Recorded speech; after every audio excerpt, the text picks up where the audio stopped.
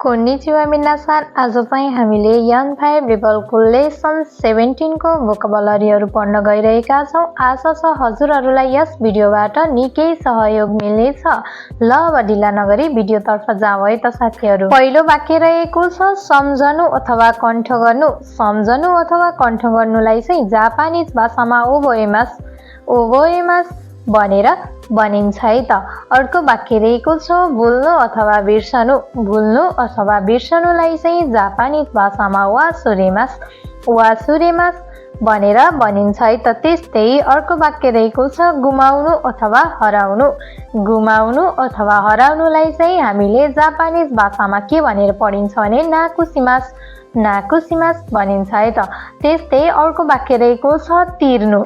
तिर्नुलाई चाहिँ हाराइमास भनेर जापानिज भाषामा भनिन्छ। त्यस्तै अर्को वाक्य रहेको छ फिर्ता गर्नु। फिर्ता गर्नुलाई चाहिँ खाएसिमास भनेर जापानिज भाषामा भनिन्छ। त्यस्तै अर्को वाक्य रहेको छ बाहिर जानु। बाहिर जानुलाई चाहिँ जापानिज भाषामा देखाकेमास भनेर भनिन्छ है त। त्यस्तै अर्को वाक्य रहेको छ खोल्नु।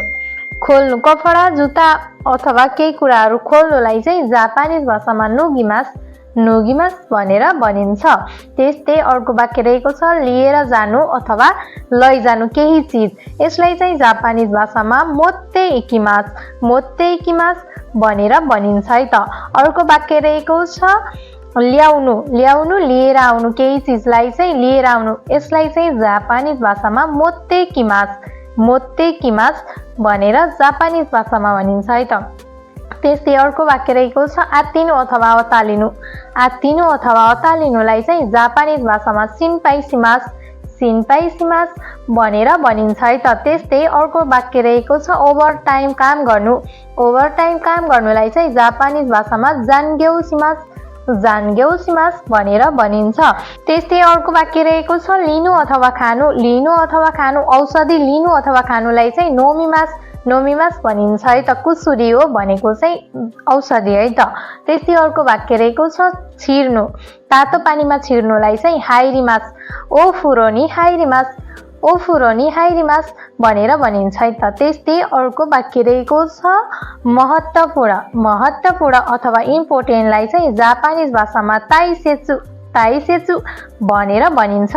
त्यस्तै अर्को वाक्य रहेको छ सबै ठिकै छ भनेर भन्नु पर्यो भने चाहिँ हामीले दाइजेउबु देश अथवा दाइजेउबु भनेर भनिन्छ है त। त्यस्तै अर्को वाक्य रहेको छ डरलाग्दोलाई चाहिँ हामीले जापानिज भाषामा आबुनाइ भनेर भनिन्छ। त्यस्तै अर्को वाक्य रहेको छ गैर धुम्रपानलाई चाहिँ जापानिज भाषामा किन एन भनेर भनिन्छ है त। त्यस्तै अर्को रहेको छ स्वास्थ्य बिमा कार्डलाई चाहिँ यसलाई चाहिँ जापानिज भाषामा केनको होकेन्सो भनेको चाहिँ स्वास्थ्य बिमा कार्ड है त। त्यस्तै अर्को वाक्य रहेको छ ज्वरो अथवा तापक्रमलाई चाहिँ जापानिज भाषामा नेचु भनेर भनिन्छ है त। त्यस्तै अर्को वाक्य रहेको छ बिमार भनेको चाहिँ जापानिज भाषामा बेउकी है त।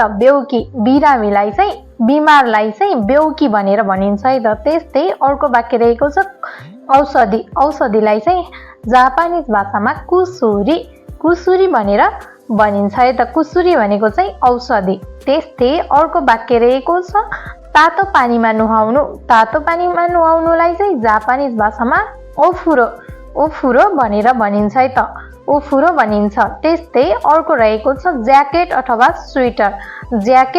स्वेटरलाई चाहिँ उआगी भनेर जापानिजमा भनिन्छ। त्यस्तै अर्को रहेको छ भित्री पोसाकलाई चाहिँ जापानिज भाषामा सितागी भनेर भनिन्छ है त। के भनिन्छ अरे सितागी भनेर भनिन्छ। अर्को रहेको छ 2-3 दिनलाई चाहिँ जापानिज भाषामा निसाननिची भनेर भनिन्छ है त। त्यस्तै अर्को वाक्य रहेको छ सम्मलाई चाहिँ हामीले जापानिज भाषामा मादेनी भनेर पढिन्छ है त। मादेनी भनेर जापानिज भाषामा पढ्छौं। त्यस्तै अर्को वाक्य रहेको छ त्यसैले भनेर हामीले जापानिजमा भन्नु पर्यो भने चाहिँ देश खारा भनेर भन्नुपर्छ है त।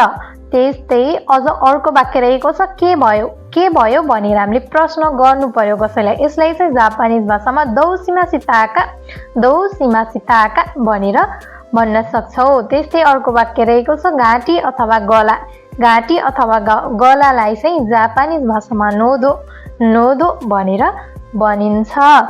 त्यस्तै अर्को वाक्य रहेको छ दुखाइ महसुस हुनुलाई चाहिँ मेरो डडटमा दुखेछ भनेर भन्नु पर्यो भने चाहिँ गा इताइदेस भनिन्छ। अर्को रहेको छ रुगा अथवा हावालाई चाहिँ जापानिज भाषामा खाजे भनेर भनिन्छ।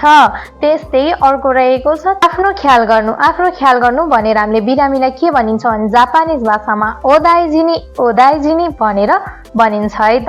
ल त साथीहरु, लेसन 17 को भोकाबुलरी चाहिँ यति नै हो। भिडियो सकेको छैन, मैले मेरो साउन्ड अफ गरेर भिडियोलाई दोहोऱ्याइदिएकी छु।